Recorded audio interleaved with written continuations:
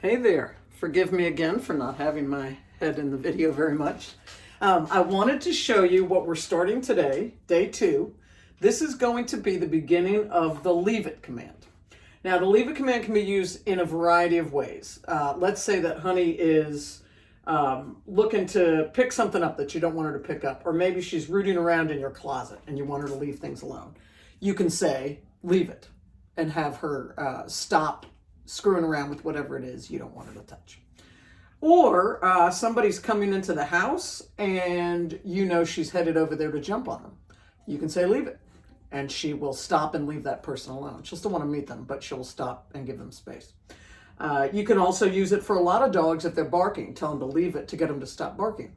So it has any number of uses. It's a great command, and a lot of times we need to not overuse it. We'll get to that another day. We will also, on another day, get to the fact that the leave it command needs to be followed with an additional command. So let's say that I've dropped something on the floor and Honey goes to get it. I don't want her to get it.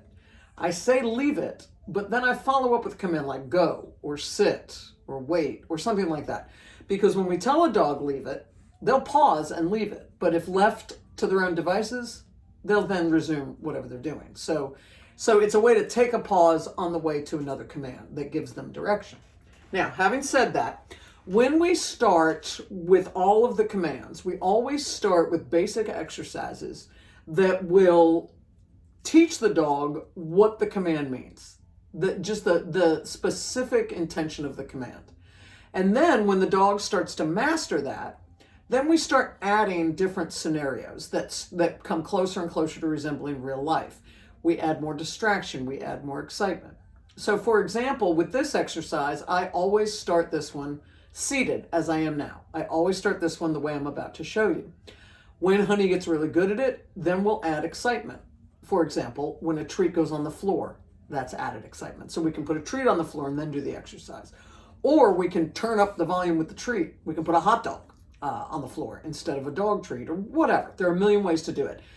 But today, the only thing I want you to focus on is the exercise that helps her start to understand the meaning. We're doing a definitional exercise, if you will. So here's what we're doing. I have a very high value treat in my right hand. It is important that this treat be smelly enough and attractive enough to get her a little bit excited and hold her attention. It also has to be large enough for me to hold in my hand, because when I present it to her, I'm going to let her lick on it, nibble it, try to take pieces off of it, and I'm just going to hold it steady. So I have to be able to get a good grip. Notice when she starts to nibble at it, I don't pull away. I just leave it in there. I want her to get excited about it. So even if she stands up with her paws on my lap, I'm going to let all that go. I want her to get all up in this treat, the target, so that I can then, as I'm saying the command, I will have these little rewards behind my back. I will repeat the command over and over again, just rhythmically and methodically. And the idea is that when she arbitrarily, or because she's distracted, or because she needs to take a break, when she moves away even slightly for a hot second, treats come from behind my back and I reward her. The idea is that she keeps hearing the command and then realizes that when she's away she gets a treat. Those two things start to imprint on her brain so that she will start learning when she hears it, if she moves away, she gets a reward. As with everything, we will phase treats out, but here we go. So first, I'm holding her attention over here while I put these behind my back.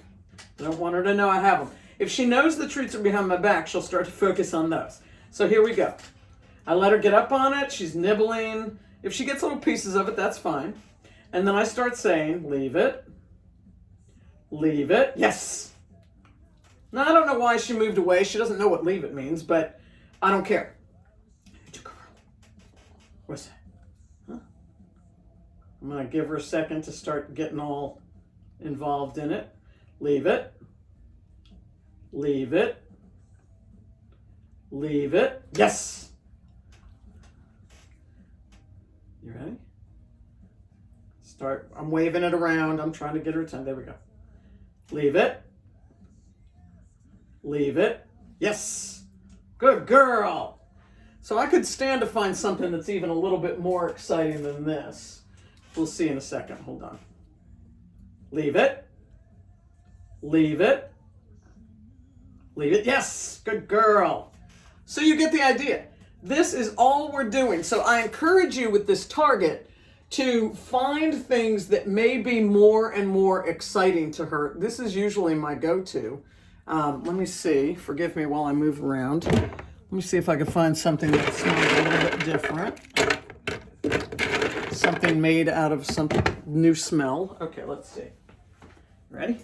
Ooh, yeah, okay, I got it. Struck gold. So notice, I'm not telling her off or sit. I don't care about that. Leave it. Yes, good girl. Ready? Here it is. Leave it. Leave it. Yes, good girl. Leave it. Leave it. Leave it. Yes, good girl.